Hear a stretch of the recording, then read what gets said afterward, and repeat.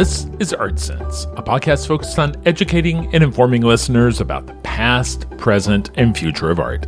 I'm Craig Gould. On today's episode, I speak with art collector Eric Green. Eric and his wife Debbie are the founders of the Green Family Art Foundation, which they run along with their son Adam Green, an acclaimed art advisor who recently landed on ARTnews' list of the top 75 art world professionals. In the episode, we delve into Eric's personal journey as a collector, from his first art history class to the construction of his foundation's prominent exhibition space in the heart of Dallas's Museum District. In particular, we discuss the foundation's mission to support underrepresented contemporary artists, how he works with curators to turn the collection into exhibitions, and what makes a great piece of art. And now, a conversation about the impact of collecting with Eric Green.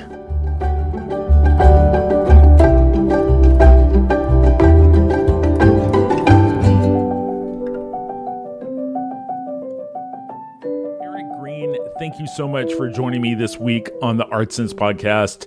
Eric, you and your wife Debbie are founders of the Green Family Art Foundation, an organization that you run with the help of your son, Adam Green, who was a noted art advisor, Adam Green Art Advisory. And I wanted to have you on to talk about art collecting, what it's like to be pursuing a collection and what it is like to be in the midst of creating a foundation that has a vision and a legacy that exceeds our own horizon. But I thought maybe we could start with just, kind of plain and simple. Eric, what drew you to art collecting? Oh, I would say that we originally started collecting many years ago.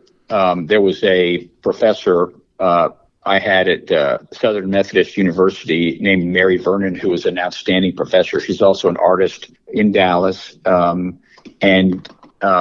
In any event, she was teaching. Back then, we learned art history, if you will, by slides rather than videos or et cetera. We had books and slides, and it was just a great experience. I think she was one of the best professors that I had in my tenure at SMU, and she got me involved in art, and became fascinated by it, and then subsequently over the years, I would go and visit museums and different galleries that oftentimes featured art by artists that were in some of those books and slides, and then just kind of grew from that. I know Mary, and she is just infectious. Let me ask you this: are the things that originally drew you to collecting the same things that keep you collecting? Is your relationship to what you buy the same now as it was when you first started, or is it evolving? Yeah, no, I think it's evolved quite a bit for us, and I think the main reason is just experience and education, and understanding more of the art market, if you will, and being better at navigating it than we were, of course, when we first started. When we first started, we were complete novices and had no idea what we were doing and no idea what art would be worth or what it was worth in terms of price and value. Not to say that you buy art exclusively with that, but art comes with a price tag, and it comes with other expenses associated with it. And so at the end of the day, whether you like it or not, the market is going to be demanding certain prices and values, and based on rarity and other factors that relate to the collection of art. And so, in my opinion, you just can't be avoided. So that being the case, you have to learn and understand how that works, and then you're able to better create some sort of a legacy that can go into a foundation, or that can be, if your choice is to give that to your children, whatever. But there can be some legacy and value that's actually achieved at the same time you're collecting. Otherwise, you're just, collecting objects that you may be drawn to, but, ultimately those objects, may not have the ability to have a legacy that you can achieve and produce something for the city, community, or your children.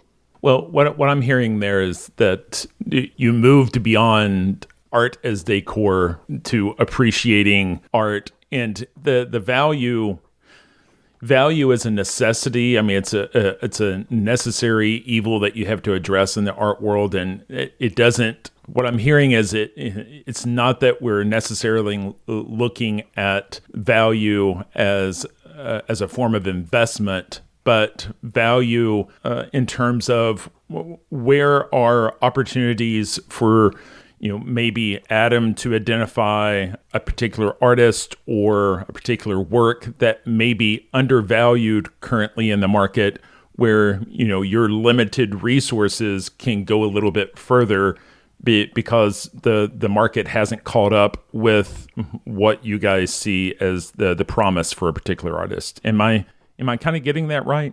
I think so. In general, it's not always something undervalued. It's in many cases you're paying more than something is worth, but you have a sense of where, or believe you have a sense of where the artist's direction is going in terms of demand. And so if you want to get a piece from that artist and you think it's important for the collection, important to display, important to fill a need, then your choice is to get it now and perhaps overpay for it, because it may be impossible to get 5 years from now. And so those kind of things are decisions you make, but as you point out, you're forced to deal with price and expense and shipping and all the kinds of things that relate to art. And you're right, you don't have an unlimited budget. No one does, and so you can't buy everything. And so therefore, you're limited to trying to find those pieces that meet the expectations and desires of what you're trying to create, whatever kind of collection it might be. And you're faced with dealing with those kinds of issues and problems, which are fun, but difficult to solve. A question pops in my mind, which is a question of flexibility, because your foundation has a space that operates very much like an ICA or a contemporary art museum, but it seems to me that you, as a personal collector, or the organization as a set apart entity, you probably have a lot more flexibility in terms of programming, fewer people that you have to answer to in terms of what programming you put together. And the question that's popping in my mind is, do you have more flexibility in deaccessioning your collection and applying those resources somewhere else? So do you find that you have parted ways with any of those earlier pieces to help finance the acquisition of things that are more in line with your current vision? I don't think so. I mean, we have sold a few pieces here or there, but it's generally because they just don't fit within the scope of the collection. But I don't think that anything we have sold has been significant in a way that would allow us to finance, other acquisitions, et cetera. It just we'd rather certain pieces, be owned by people that would value them and would feel that they were a fit for their collections. And it just, for our collection, what we're trying to do is they no longer are fit. And we're focusing more and more on, those kinds of artists that, fit the mission of the foundation. And so we're wanting to just focus on those and not have to worry about the others as much. In a way, it's a sort of a freedom, if in a way. I mean, when someone presents you with a magnificent work and an opportunity to buy a magnificent work that doesn't fit the collection, you don't have to worry about it, right? I mean, you're only worrying about a slice of the market that fits within what you're collecting and what you're doing. And that's what focus really is all about. So, otherwise, you end up with just a hodgepodge of different kinds of, which is fine if that's what you want. But I mean, at the end of the day, you're not going to achieve, in all respects, what you want if you're encyclopedic in nature. So, the objective is to focus and try to build something that you like and you want to create that is, that's important and rare and, would be meaningful to people to come see because they can't see it often in many places, and therefore it's valued for that reason, and it's focused. By focusing, you can do that and deliver that in a certain limited way, and not have to worry about all the other noise that's out there that really is great in many respects, but just not with respect to what you're doing. So how would you define that focus these days? Does the foundation have a mission statement that's kind of driving it all?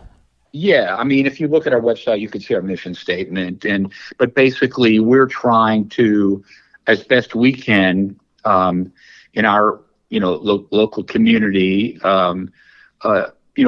have works of art on the walls that would be generally of the type of art that most museums, especially museums that are more encyclopedic in nature, but most museums would not have in any great degree.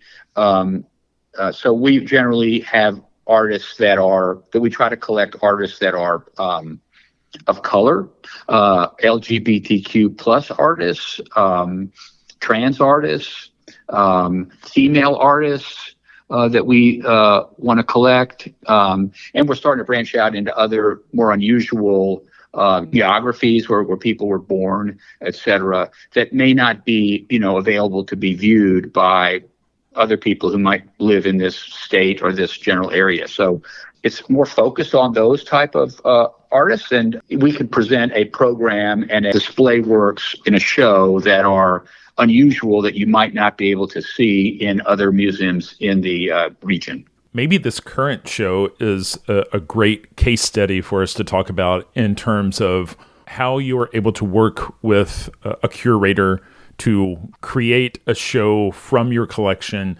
which kind of satisfies all of those parameters that you just said. So Rupture and Connection is a show that's up now through September 22nd at the Green Family Art Foundation in downtown Dallas. That's a show that you worked with Christopher Liu to curate.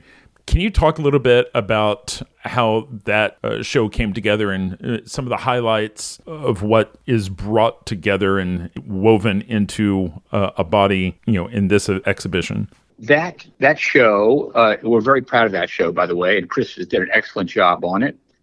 The show was about, in this case, the rupture, that is to say, the physical, emotional, mental, issues that one goes when they leave their home, their original home or their adopted home, and are transported, either required to or by choice, go to a different location, and how their art changes and or reflects that movement and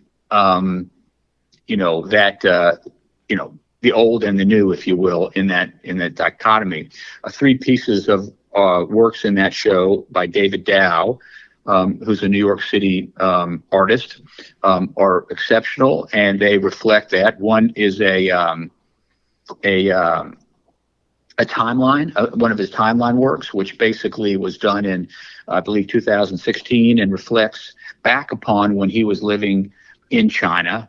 And at that time, he was literally putting into a timeline things happening in the United States and other parts of the world in a timeline that he was seeing and experiencing while living in China. Now, the painting wasn't done when he was in China, but it was done retrospectively, if you will, imagining himself back in China, creating that timeline and looking at things going all the way back into the 1940s of what was happening in the world, in places other than China.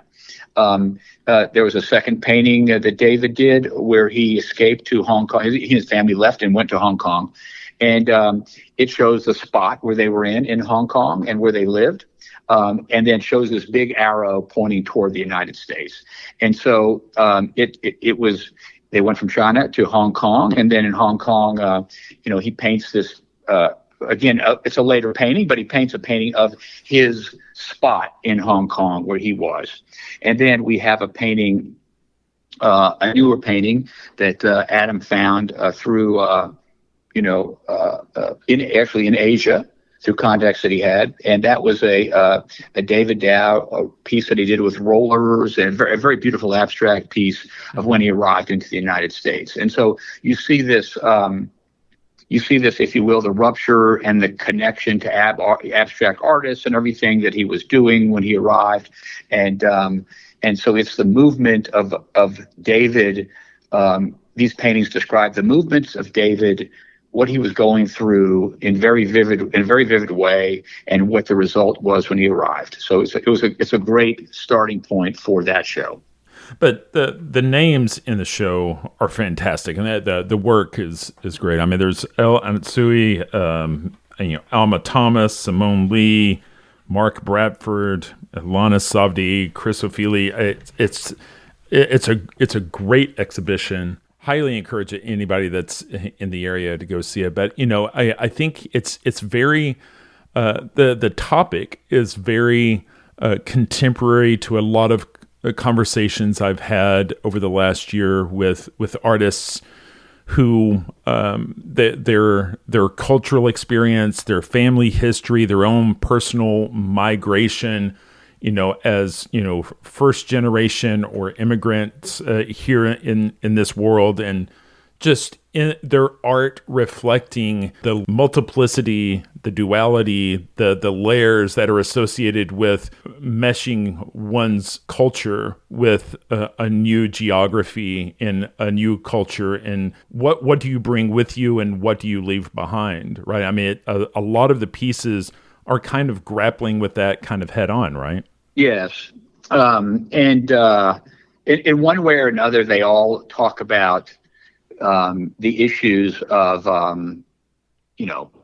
movement and fitting in, and being accepted by and accepting others, and their differences and similarities, and issues, et cetera, that they have in their new home. So it's a great, and you're right, it's not always the initial movement like it was with David. It's sometimes the second, third generation. But, at the end of the day, we all are immigrants into the United States, right? Except for the Native Americans that were here. So,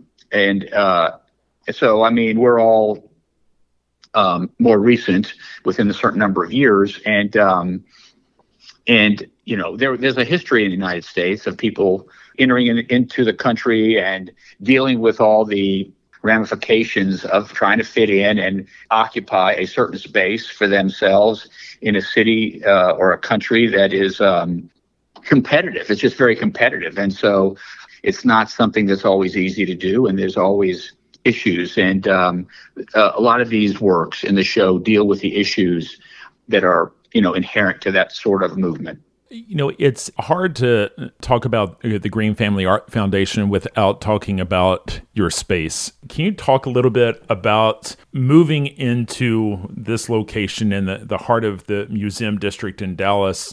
This venue seems to really be kind of a watershed event for the foundation. Can you kind of talk about what went into planning this and kind of the benefits of having 4,000 square foot exhibition space adjacent to these encyclopedic institutions?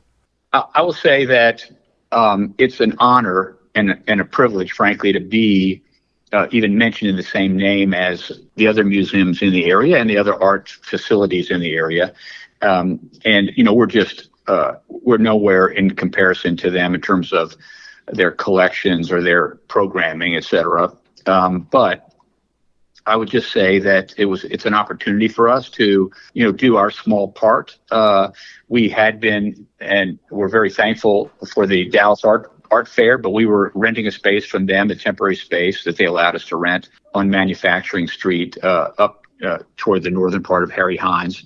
And that area was great for us, but it required a lot of people to drive into an area that was mostly gallery space or office space, et cetera. And it didn't have a lot of foot traffic. And this gives us an opportunity to be close to Clyde Warren Park, which is a fantastic venue. And anybody else seeing a museum in Dallas can easily walk 100, 200 feet and see our space as well. So there's a natural opportunity to co-program or to co-occupy the minds of viewers that might want to visit these other museums in the area and then also see our space. So it's a great opportunity to be where others are. Are there more formal partnerships that you're able to establish with the other institutions, partnerships with the museums? Are you able to partner with corporations for sponsorships and other nonprofits? What is the engagement with other institutions look like for a foundation like yours? Well, we don't really partner with other museums, although we'd like to. We are doing. There's a traveling show that's coming from Maine, and that is a show by Anthony Cudahy, and that show will be our next show, which is in October. That show is like I'm saying, a traveling show where we requested and are working with the museum to receive artwork that otherwise is on loan to that museum, the Alconaut Museum in Maine. So that show will travel to us and be literally on view when 2x2 starts later in Dallas. But so we do that, and we have had discussions with other museums about exhibitions traveling to spaces like ours, and us being in one of a perhaps 2 or 3 venue show. So we've had those kind of discussions, and this worked out great. We have borrowed works from other museums, and that's worked out great. And we always loan our pieces to shows, and so that works out great as well. But as far as we've never done co-programming with a museum where we might, if you will, have a show of paintings by an artist and the Nasher might do a show of sculptures, for example, with that same artist in a coterminous way. We've never done anything like that. One day perhaps, but I don't know that that's really very likely. It's very difficult to do those kind of things, and you have to have a tremendous amount of people working cohesively together and an agreement of how it's going to work and what have you. So it's difficult to produce.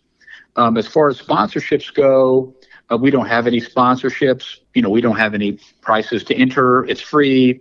At this point, we just want to be, if we can, as independent of commercial influences as possible. And so we've not had, frankly, any offers as well either. So not to say that some great opportunity came along, we wouldn't consider it. But at this point, it's not been offered. We've not really sought it out.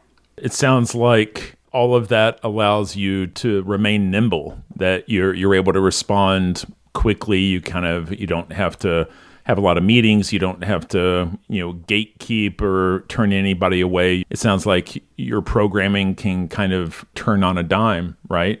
It can. We want to go out, and are trying to go out quite a few years with our programming, because it takes time and effort to program a show.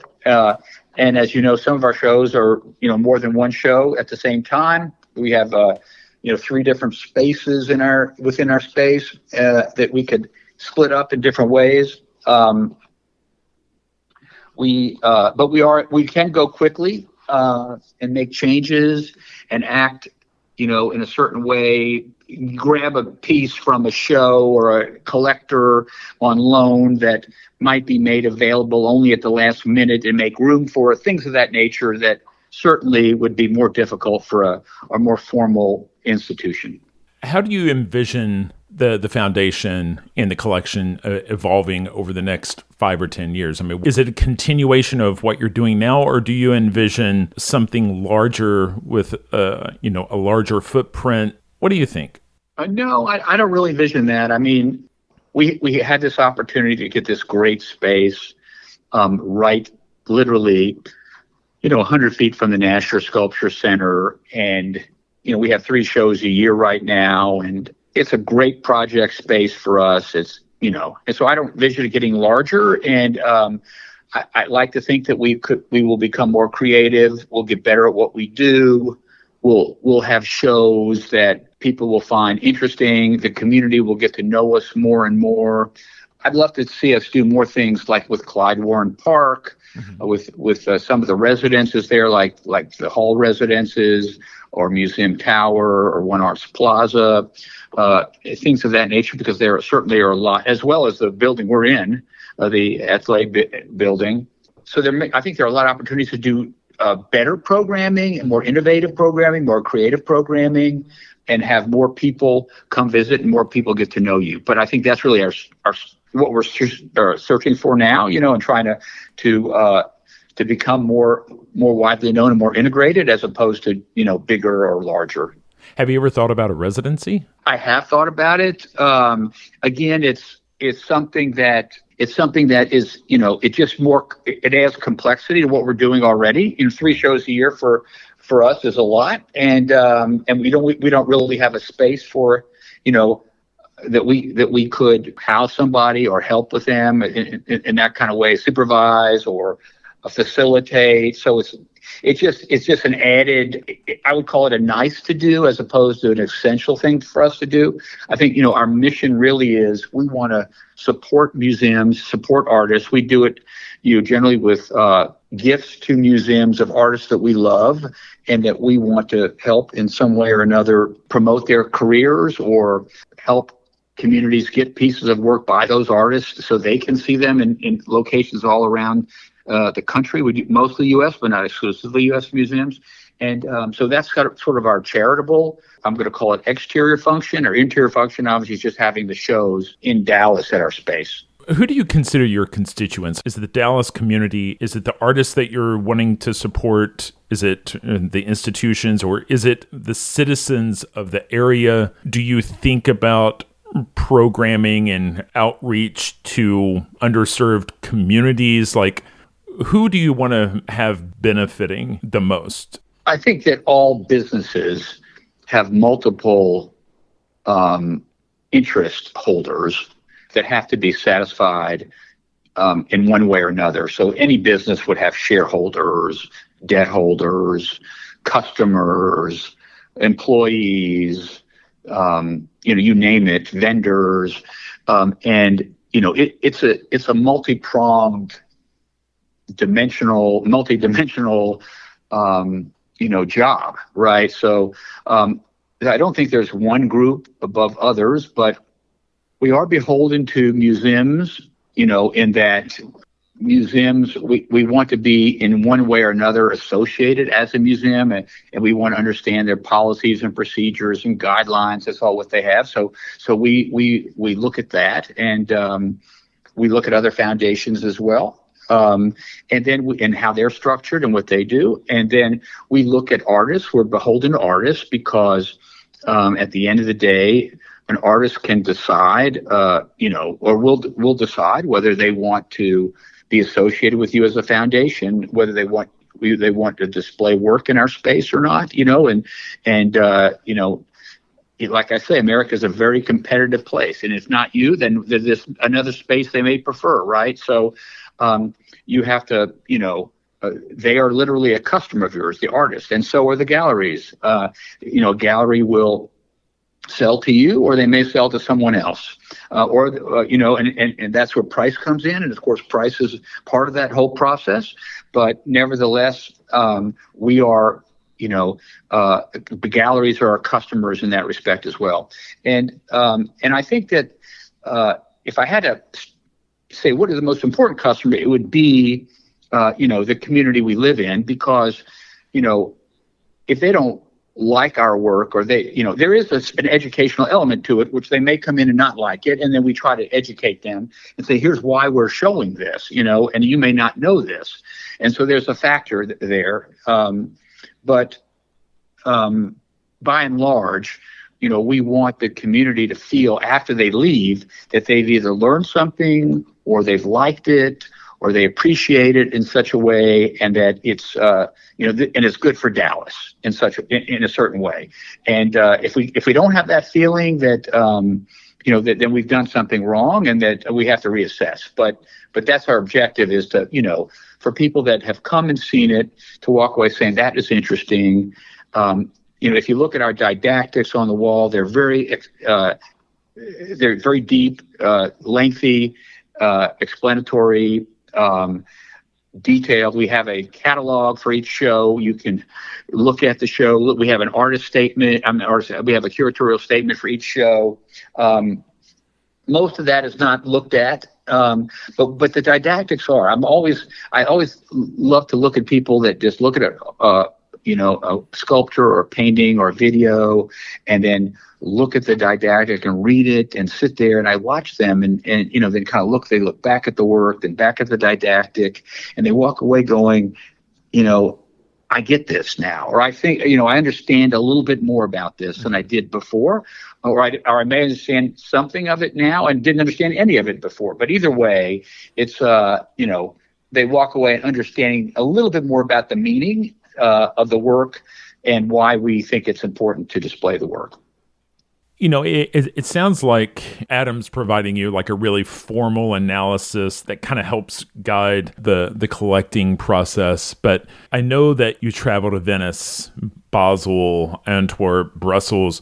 When you're out there taking in new art, is there something specific that really resonates with you? What really gets you excited when you're discovering a new work of art that you haven't seen before? What are you drawn to? I would say that everybody's drawn to what they love, but personally, I'm drawn to things that are multidimensionally exciting for me. So that is to say, something that may be simultaneously beautiful, repulsive, harsh, that you can see in a piece of work, maybe 4 or 5 of your emotions get tied up in a knot simultaneously as you're looking at it, and that you walk away, literally it having touched you in many ways. That's what I personally am drawn to.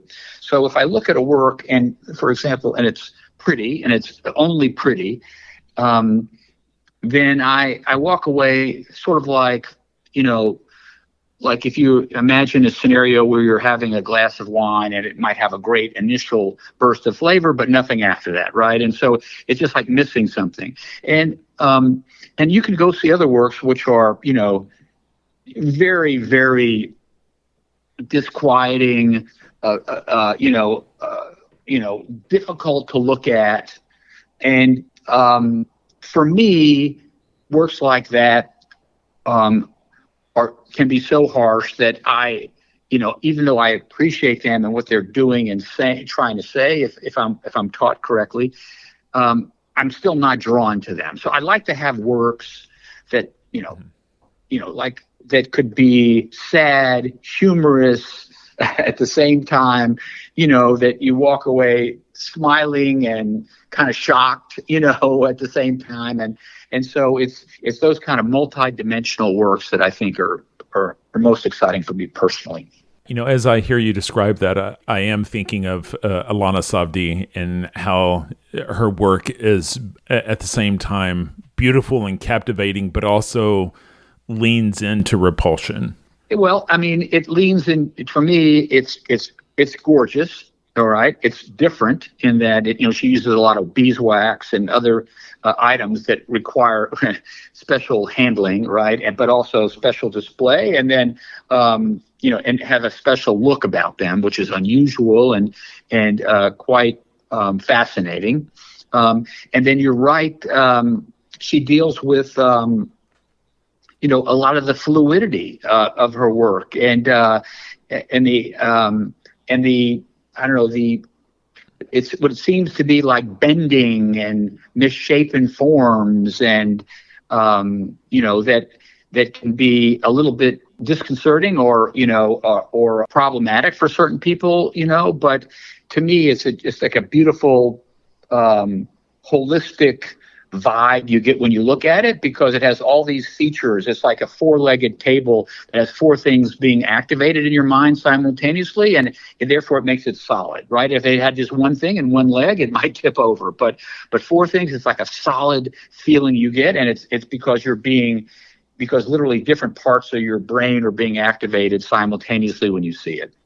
How is this process of starting to collect, building a collection, developing a passion for art, how has it changed you? Because there was a time when Eric Green didn't know anything about art. Do you ever think about your identity now versus then, and maybe how it's affected the way you even see the world? Well, when I first started, even in Mary Vernon's class at SMU, she literally was teaching the history of the world in art, and beginning with the cave paintings in France, and just one thing after another, and was explaining literally what was going on at the time and what the artist was trying to do and what the artist did and what made this painting so unusual and different from what had gone on in the past. That changed me probably more than anything. But I would say that art is something that somehow is, for me, makes me smile. And from an emotional standpoint, it gives me a high, if that makes any sense. And it's a palliative in that way. And that, with all the stress of, of working and all the stress, and for me, as I've said, I guess, referred to it numerous times, but America is a very, very competitive place. And you're always dealing with frustration, disappointment. Artists are all the time as well. But there's something about art that almost supersedes that, if you will, that at the end of the day, when you have a magical piece that you can display and look at, you never tire of it. You're never disappointed with it. It just brings a smile to you when you walk by, and your whole life is engaged and satisfied during those moments. And so it's a wonderful, different, socially positive, exciting endeavor. And I'm really grateful that we've experienced it, and it has changed our lives to that degree. So, Eric, the current exhibit that's up is Rupture and Connection. That's through September. What programming do you already have in the works going for it? You mentioned a traveling show, and then I imagine you probably know, like a year out, tentatively, what is on the horizon. Is there anything else that you can fill us in? Well, we have our show. Anthony's show, and his partner Ian is going to be doing photography in the central room, and so it's really a two-person show, although they relate because some of Anthony's paintings have Ian as a subject, and some of Ian's photography has Anthony as a subject, and they're also in their own paintings as self-portraits. So it's going to be a great show. We're very excited about that show, and he's one of our favorite artists, up-and-coming artists, and he's represented by three galleries: Grimm in Amsterdam, Hales in New York and London, and Semios in Paris. He's just a great, great artist that I think that people are just going to just fall in love with. That's October, and in February we're doing a show curated by a curator named Tom Morton, and that show is basically going to be a British invasion show. It's going to be about what's happening in the UK and what artists are doing in the UK right now, and they're notwithstanding how if you will compacted the world has become, there still is a strong divide between what Europeans are buying and seeing and what Americans are buying and seeing. It's really interesting. So this will be a chance for us to have a show all about what's happening in the UK, and it'll be very different from what many people in Dallas especially, or in Texas or in our region, would otherwise get a chance to see. So that'll be very exciting. And so that show will open in February. And then the show after that is an artist by the name of Loie Hollowell. We're doing a show in conjunction with her gallery, Pace, in New York. And that'll be a great show. It's a great artist that, I would think there might be a work, I'm not sure, but I think there might be a work in the Dallas Museum of Art by her. But having a whole show of her work would be very special. And it'd be great for Dallas to see that show as well. Yeah, absolutely. I love her work. I do a lot of work with Pace to talk to their artists. And, I keep running that up the flagpole a couple of times a year. Hey, can I get her on the show? And, hopefully I will in the near future, because it's her work hits on a lot of different levels, while at the same time having the benefit of being beautiful, right? Yes. Well, Eric, I can't thank you enough for your time today. I hope that folks are able to, maybe know you a little bit better, know the foundation, support the foundation. I don't know if that's part of the mission, is to elicit support, but if nothing else, where should we send people if they want to learn more about the foundation or follow your exhibition schedules and what's available and just what's inside your head? Where's the best place online to keep track of you guys? Well, we have a website, and that website would have past exhibitions and the works that were in those past exhibitions, and we're developing and soon would have more about what we'll have in the future as well. So that's on our website, greenfamilyartfoundation.org. And then, we're on Instagram as well, and we're very active on Instagram. We're always posting about artists we love or if we find interesting, and talk about our shows as well on Instagram. So that's the Green Family Art Foundation is our Instagram site. It's been great. It's a great way to meet people on Instagram. We generally respond to comments that people send to us on Instagram. That social media is a kind of a two-edged sword.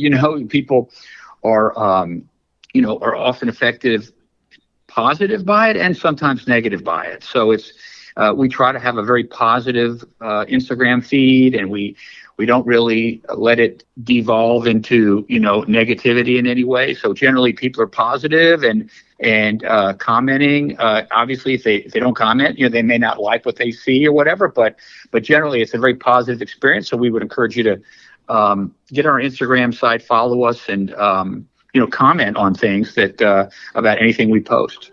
Great. I highly encourage it. So, Eric, thanks again for your time, man. It's been a real pleasure. Thank you. Really appreciate it.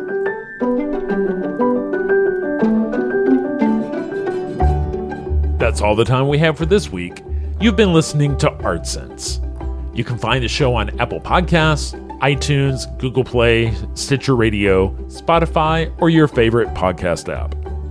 If you've enjoyed this podcast, be sure to subscribe.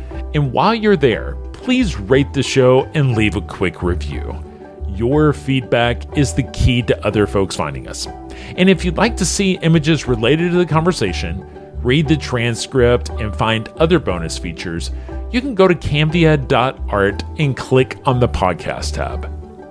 If you'd like to reach out to me, you can email me at craig@canvia.art. Thanks for listening.